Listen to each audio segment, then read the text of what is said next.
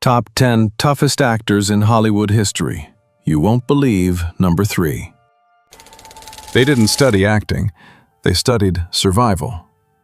There is a generation of men who walked onto Hollywood film sets carrying something no classroom could ever produce: the smell of real gunpowder, real wounds, and the eyes of someone who had looked directly at things most of us will only ever see on a screen. Directors called it natural talent. It wasn't. It was memory. One man on this list single-handedly held off an entire company of enemy soldiers for over an hour, on top of a burning tank destroyer, nearly out of ammunition and already wounded. When he later described what happens to Hollywood producers, they asked him to tone it down. Not because it was too violent, because audiences wouldn't believe it was real. Another man ran covert intelligence operations under a false name, smuggling weapons through the most dangerous stretch of water in wartime Europe, in complete darkness, and Hollywood had no idea for decades. They only knew him as an actor. One man took a burst of machine gun fire through his back, severing his sciatic nerve, and carried a permanent limp for the rest of his life. He hid it completely on screen for 20 years. Nobody noticed until he told them. One man continued shooting a film after surgeons removed an entire lung. He did not delay production. He did not request a stunt double. He wrapped himself up and walked back onto set. And there is a film, one single production, where the cast and crew were unknowingly exposed to radiation from a nearby nuclear testing site. Of the 220 people present during that shoot, nearly half later developed cancer. This list is not about who played tough the best. It is about the men who, when the cameras stopped rolling, were still that person. None of them ever called themselves tough. Men who actually are never do. Number 3 will be a shock, not because his story is so extraordinary, but because you have seen his films. You have looked at that face dozens of times, and you never knew who you were actually looking at. We start at number 10. 10. Robert Mitchum, railroad car, 1932. The smell of coal and rust. Robert Mitchum is 16 years old, riding freight trains across America without a ticket, without a destination, without a plan. This is not adventure. This is the only way to move when there is nothing in your pockets, and the Depression has turned the country into a place where a teenage boy either keeps moving or disappears. Before Hollywood ever found him, Mitchum had already lived what most men only read about. He dug ditches, he mined coal, he took work wherever brutal physical labor was available, and asked no questions about the conditions. He boxed under assumed names in exchange for meals, not for sport, not for glory, but because the alternative was going hungry. The broken nose was real. The scarred knuckles were real. None of it came from a makeup department. By the time cameras started rolling on his first significant roles, Mitchum had already served time in a Georgia chain gang at 16, arrested for vagrancy, put to work, and released without ceremony. He never spoke about it as a defining moment. To him, it was simply a thing that happened, one chapter among many in a life that refused to be ordinary. When he was arrested for marijuana possession in 1948, at the height of his fame, the conventional wisdom said his career was finished. Studios panicked. Publicists scrambled. Mitchum served 60 days, walked out of jail, and went back to work. His popularity increased. He never apologized. He never issued a statement. He simply returned to the job as though 60 days in county lockup was a minor inconvenience, which, compared to what he had already been through, it probably was. Directors who worked with him described the same thing repeatedly. Not that he was loud or volatile or difficult. The opposite. He had a stillness that unsettled people. The calm of a man who had been in enough real situations that he had nothing left to prove to anyone in a room. Director Edward Dmytryk put it plainly. You didn't direct, Mitchum. You kept the camera running and hoped things went smoothly. When asked about his approach to acting, Mitchum's answer was characteristically blunt. He said he had two styles, with a horse and without one. That wasn't a joke. That was the most accurate description of a man who never once separated himself from who he actually was.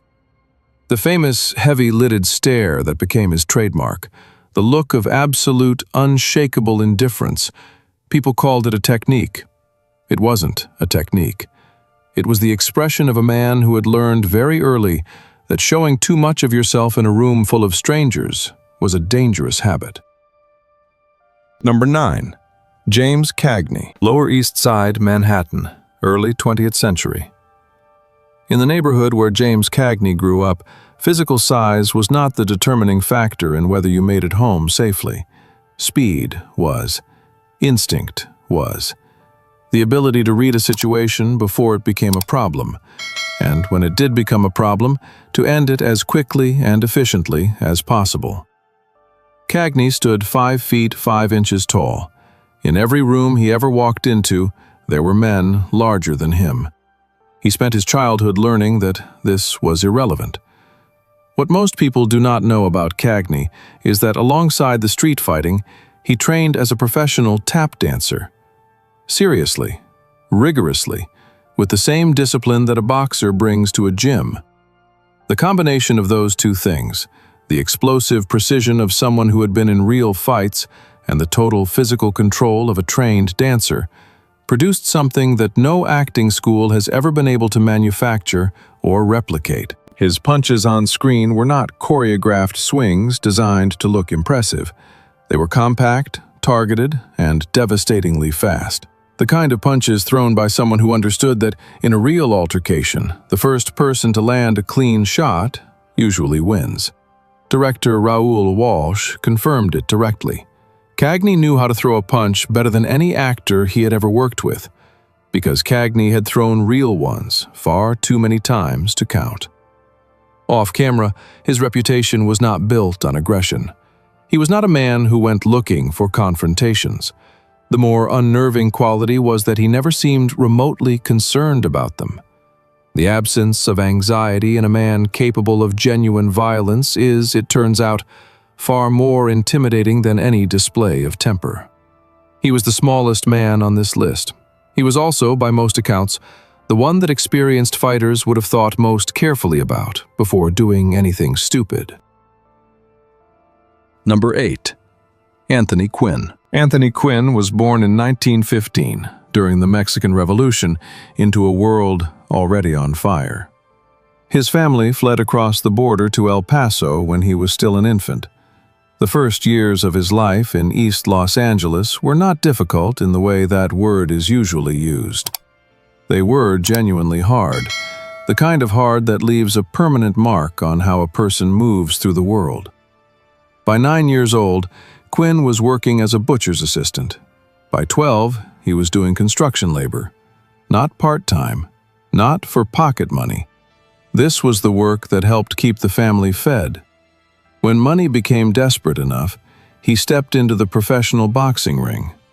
Not because he loved fighting, because there was a purse at the end and he needed it.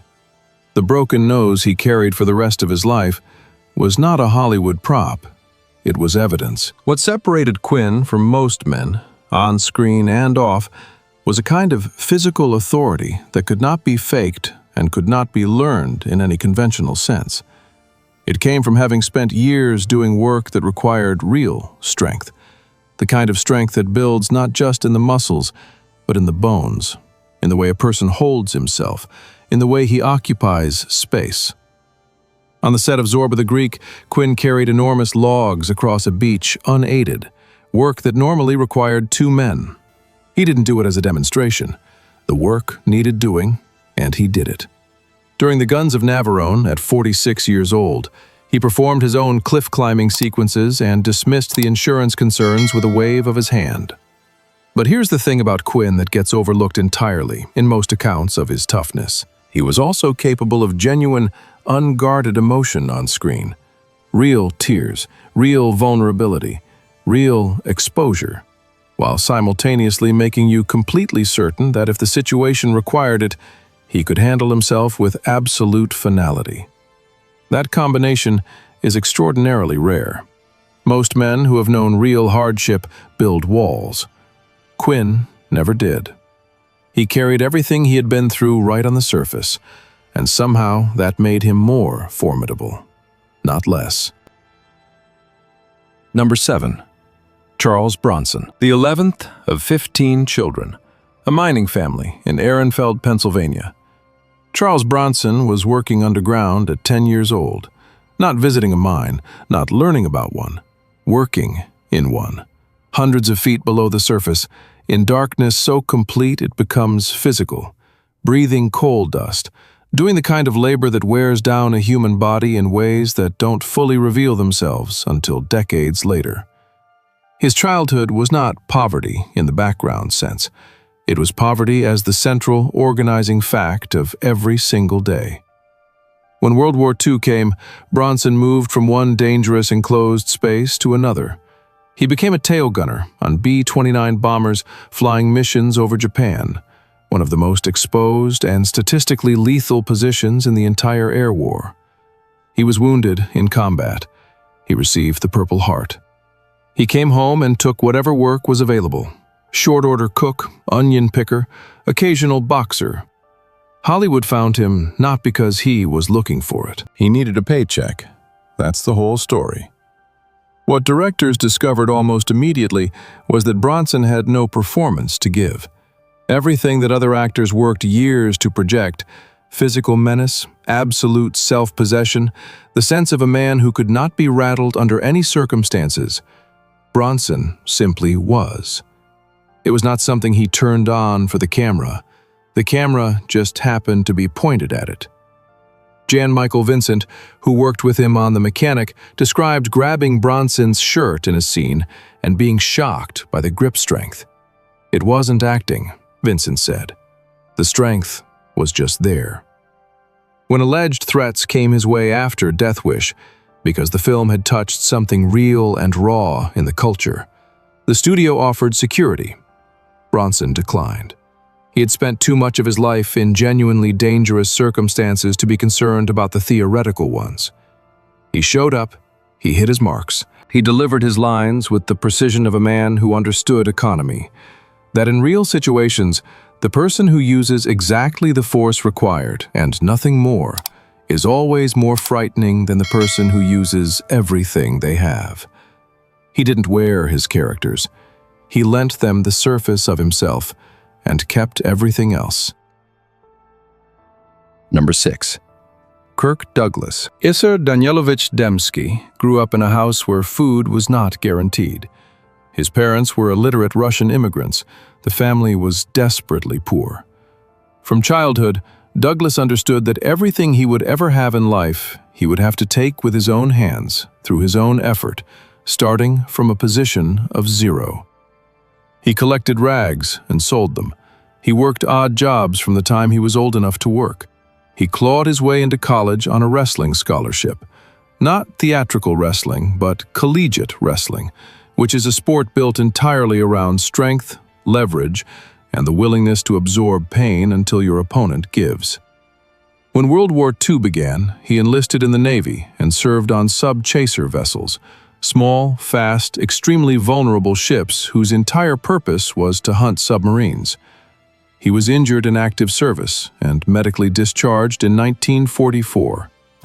On screen, Douglas brought a ferocity to physical scenes that directors recognized immediately as coming from somewhere real. For Spartacus, he trained with actual fighters and refused the use of doubles, insisting that the combat sequences carried genuine physical weight. When a dangerous fall on set caused a serious injury, he was back in front of the cameras within 48 hours. But the performance that defined Douglas's toughness had nothing to do with film. In his 70s, he survived a helicopter crash that killed 2 other people. He recovered. He taught himself to walk again. And then he suffered a severe stroke that destroyed his ability to speak. Most people, at that point, would accept the silence. Douglas spent years in intensive speech therapy. He recovered his voice. He wrote a book about the process. He gave interviews. The willingness to fight for something as basic as the ability to form words at an age when most people have long since stopped proving anything to anyone. That is a different category of toughness entirely.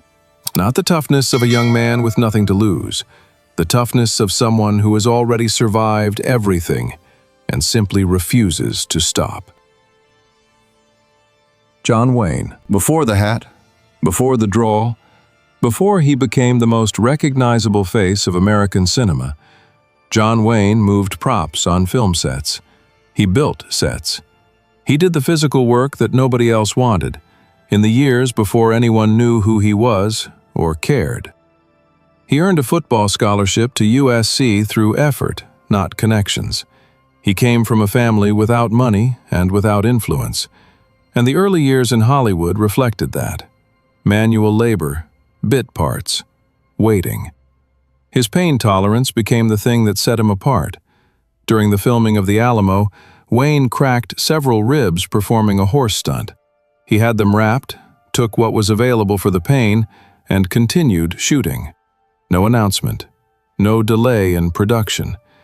He simply decided the ribs were not a reason to stop working. In 1964, doctors found cancer. They removed 1 lung and 4 ribs. By any reasonable measure, a career-ending diagnosis. Months later, Wayne was performing his own stunts on the set of The Sons of Katie Elder in the desert heat with 1 lung. And then there is The Conqueror. The film was shot in the Utah desert, downwind from a nuclear weapons testing site. The production brought 220 people to that location. They worked there for weeks. They breathed the air. Some of them took dirt home in their clothing and their equipment. Of those 220 people, 91 later developed cancer. 46 of them died from it. John Wayne was among them. The stomach cancer that eventually killed him is widely believed to have originated with that exposure. He never made a public statement about it. He never pointed the finger, never sought to assign responsibility, never used it as an explanation or an excuse. He continued working until he physically could not. Kirk Douglas, a man who disagreed with Wayne on virtually every political question that existed between them, said this about him: "You could dispute his views on anything you liked, but questioning his physical courage was something he was simply not able to do." He had seen Wayne work through things that would have put most men in a hospital and kept them there. Number 4. Lee Marvin. Saipan, June 1944. Lee Marvin was a Marine in some of the most brutal island combat of the entire Pacific War. The Battle of Saipan lasted 24 days. The casualty rate among Marines was catastrophic. Marvin was hit by machine gun fire that tore through his back and severed his sciatic nerve, leaving him with damage that would affect how he walked for the rest of his life. He was evacuated, treated, and eventually sent home. He received the Purple Heart. He took a job as a plumber's assistant to pay rent while he figured out what to do next. Acting came almost by accident, a small theater role, then larger ones, then Hollywood. But what directors noticed immediately was something that could not be coached or constructed. Marvin moved differently from every other actor they had ever worked with. There was no excess in it, no wasted gesture. Every movement was calibrated to be exactly sufficient and nothing more. That is not a technique. That is what happens to a person after real combat, when the body has been trained by genuine necessity to stop performing and start functioning. When he played killers, soldiers, and dangerous men, there was something in Marvin's eyes that went beyond performance. Other actors studied how to portray violence convincingly. Marvin had actual memories of what real violence looked like, felt like, and cost. During a location shoot in Oregon, he got into a serious altercation with a group of men at a bar. The details vary depending on who is telling the story, but the consistent element is this. He arrived on set the next morning on schedule, carrying some visible damage from the previous night, and declined to discuss it with anyone.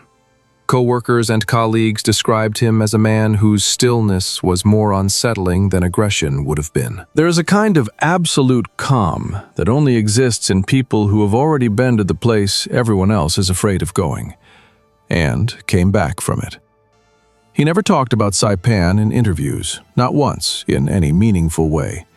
Some things are not available for public consumption. Look back at the 7 men just described, and look ahead at the 3 who are coming. There is something these 10 men share that no one talks about in any account of their toughness, any tribute, any retrospective. Nobody ever asked them if they were okay. Mitchum walked out of a chain gang at 16 and kept moving. Nobody asked. Bronson carried the darkness of those coal mines into every room he ever entered for the rest of his life. Nobody asked. Marvin buried Saipan under decades of silence, so complete that audiences watched him for 30 years without knowing he was walking with a permanent injury from that day. Hollywood needed what these men carried. What Hollywood did not need, and never once tried to find out, was what it cost them to carry it.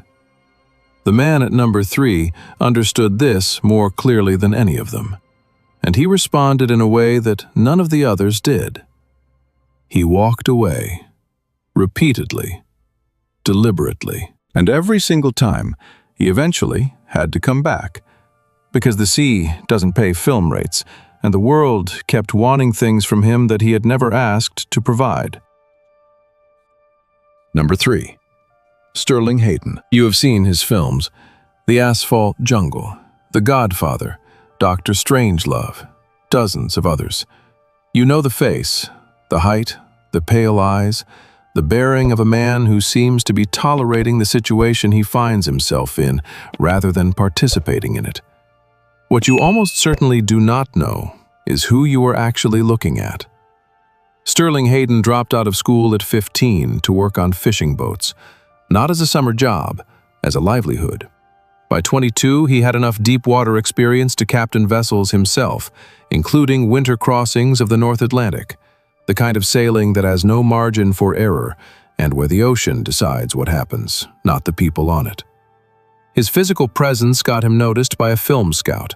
Hollywood made him an offer.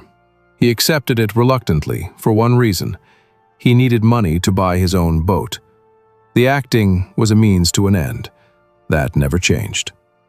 Then the war came. Hayden joined the Office of Strategic Services, the OSS, which would later become the CIA. He did not want special treatment because of his fame. He did not want his celebrity to open doors or smooth his path or create any distance between himself and what everyone else was being asked to do. He operated under the false name John Hamilton. Under that name, he commanded small vessels running covert supply missions through the Adriatic Sea, delivering weapons and equipment to Yugoslav partisan resistance forces through waters that Nazi Germany controlled, at night, with the constant possibility of being intercepted and sunk. He was awarded the Silver Star for his conduct during those missions. He chose a false name not to hide himself, but because he was unwilling to be the person whose celebrity made him different from anyone else risking the same thing. That distinction matters enormously. It is not humility as a performance. It is a man with a clear and unwavering set of values, deciding that his fame was irrelevant to the actual work. After the war, he returned to Hollywood. He made films. He took the money. And he used the money to buy boats and disappear onto the water for as long as the world would allow. He turned down contracts worth millions of dollars to go sailing with his children. He wrote in his memoir that filmmaking was what he did to pay for his real life, not the other way around. He found Hollywood to be, in his words, a place of profound fakery. The parties, the image-making, the performance of celebrity, none of it interested him in any way. He went to work, he collected his fee, and he left. Here is what makes Sterling Hayden different from every other person in this list. All the others were hardened by life, by poverty, by war, by circumstances that demanded they become something impervious, or be broken. Hayden looked at Hollywood, understood exactly what it was, and decided his entire relationship with it would be transactional. He would sell it his time and his face. He would give it nothing else. That is not the toughness of someone who had no choice. That is the toughness of someone who had a choice, made it clearly, and never apologized for it. He was the only man in Hollywood history who could genuinely say he didn't care whether he worked or not, because he meant it, and because he had a 40-foot schooner waiting for him the moment the camera stopped. The man who operated as a spy under a name no one recognized, in waters where being found meant dying, went home to become an actor that audiences thought they knew. They didn't know him at all. Number 2. Steve McQueen. Steve McQueen was abandoned by his father before he could remember him. His mother left him with relatives when he was 3 years old. The first lesson his life taught him was a simple one. Nobody is coming to help you. You either figure it out yourself, or you don't figure it out. He ran away from a reform school at 14. He drifted. He joined the Marines, where his refusal to accept authority without question resulted in 7 demotions and 41 days in the brig. The Corps could not contain whatever it was that made McQueen McQueen. But here is the thing about McQueen that the stories about his recklessness always miss. During Arctic training exercises, when a tank carrier broke through ice and began to sink, McQueen went back into the water and pulled 5 of his fellow Marines out before the vehicle went under. No order was given, no credit was sought. He just did it. That combination, completely ungovernable under routine conditions, absolutely reliable when it genuinely mattered, is a specific kind of character that is almost impossible to manufacture. It either exists in a person or it doesn't. In Hollywood, McQueen treated physical danger not as something to be managed, but as something to be sought. He performed nearly every stunt in every film himself, against the explicit objections of studios and insurance companies.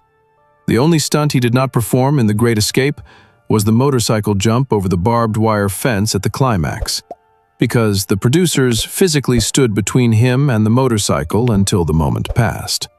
He raced cars and motorcycles professionally, under assumed names, because the studios would have tried to stop him if they knew. At the 1970 Sebring 12-hour race, one of the most demanding endurance events in motorsport, McQueen finished second overall. He was racing with a cast on his foot. He had broken it weeks earlier and declined to let it be a reason not to compete. His longtime stunt double, the man who had almost no work whenever McQueen was actively shooting, said this: McQueen didn't perform like a driver or a fighter. He was genuinely better than most of the professionals he worked alongside. The boy who learned at 3 years old that no one was coming to save him spent the rest of his life proving that he didn't need them to. Number 1. Audie Murphy. If genuine toughness had a face, it would not look dangerous. It would look exactly like Audie Murphy. Young, open, almost gentle. The face of someone you might see working behind a counter or sitting in a church pew. Not the face of a weapon. That gap between appearance and reality is the most disorienting thing about Audie Murphy. And it never resolved itself, not in his lifetime, not in history. When he tried to enlist in 1942 at 18 years old, he stood 5 feet 5 inches and weighed 112 pounds. The Marines rejected him for being underweight. The paratroopers rejected him for being too small. The Army infantry took him because they needed men and could not afford to be particular. The Army had no idea what they had just agreed to. On January 26, 1945, near the village of Holtzwihr in France, Murphy's company was overrun by a significantly larger German force supported by tanks and infantry. The situation was catastrophic. Other units were pulling back. Murphy ordered his men to withdraw into the trees. Then he got on the radio and called in artillery fire on his own position. He climbed onto a burning tank destroyer, a vehicle that could explode at any moment from the ammunition inside, and used its heavy machine gun to hold off the German advance alone. He was already wounded. The smoke and the flames surrounded him. For over an hour, he maintained that position, adjusting artillery fire, holding the line while his men regrouped. When the ammunition finally ran out, he climbed down, rejoined his men, and led a counterattack that drove the German forces back. That action earned him the Medal of Honor, but it was one incident among many in a military career so extraordinary that when he came to write his memoir, the editors made him tone down what actually happened. Not for legal reasons, not for taste, but because they were genuinely concerned readers would not believe a real person had done these things. By the time he was 21, Murphy had received 28 military decorations, including every Valor Award the United States Army could bestow. Military historians estimate his confirmed kills at over 240, more than some entire combat units accumulated across the same campaigns. When Hollywood discovered him, his face appeared on the cover of Life magazine, and a nation desperate for heroes found exactly what it was looking for. The studio sent a car to collect him. The security guard at the studio gate didn't believe he was Audie Murphy. The most decorated soldier in American military history stood at the entrance to a Hollywood studio, while a guard decided whether to let him in. He looked too ordinary, too young, too unbothered. Nothing about him announced what he was. He starred in To Hell and Back, the film version of his own memoir. He played himself. It became the highest-grossing film Universal had ever released up to that point. But here's what the film didn't show, what almost nothing showed. Audie Murphy slept with a loaded pistol under his pillow for years after the war. He suffered from what we now understand to be severe post-traumatic stress, nightmares, hypervigilance, flashbacks that took him completely out of the present and back into places where the present had nearly killed him. His wife described moments when she looked at him and the man she knew was not there. Something else was. He spoke publicly about this in the 1960s, at a time when the culture had no framework for understanding it and very little tolerance for hearing it from men who were supposed to be unbreakable. He advocated for other veterans experiencing the same thing. He said out loud what an entire generation of men had been told to keep quiet. He did not want to keep making war films. He preferred westerns. He preferred the simpler emotional geography of stories where the conflict was clear and the outcome was just. The war films required him to go back inside something he was already working very hard to live alongside. Nobody asked him about that when they cast him in them. He died in a plane crash in Virginia in 1971 at the age of 45. The gentlest-looking man on this list, the most decorated soldier his country ever produced, a man who held off an army alone on a burning vehicle and who spent the rest of his life quietly fighting the one battle that medals cannot acknowledge and valor cannot resolve. That is who you were watching. Every time. 10 men.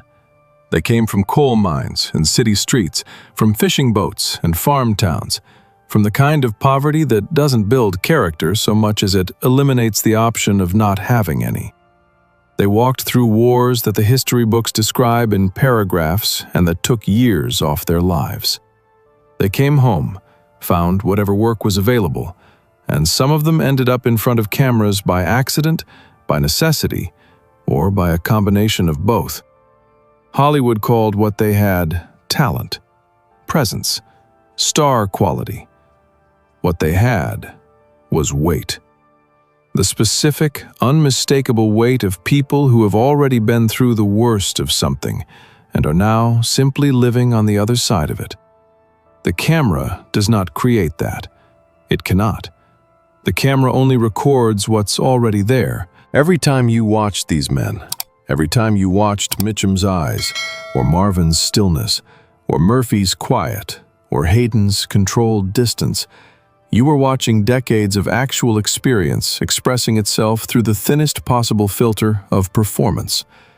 And the question that this list cannot quite answer, and that history has not been honest enough to ask properly. If these men had been given different lives, if the mines had not been there, if the wars had not come, if the choices had been wider and the world had been kinder, would they have wanted to be who they became? We called it toughness. We celebrated it. We bought tickets to watch it on screens in darkened rooms and then walked back out into our ordinary lives. It is worth sitting with the question of what we were actually watching and what it cost the men who could not take it off when the credits rolled. Which of these men surprised you most? And is there anyone you believe should have been on this list?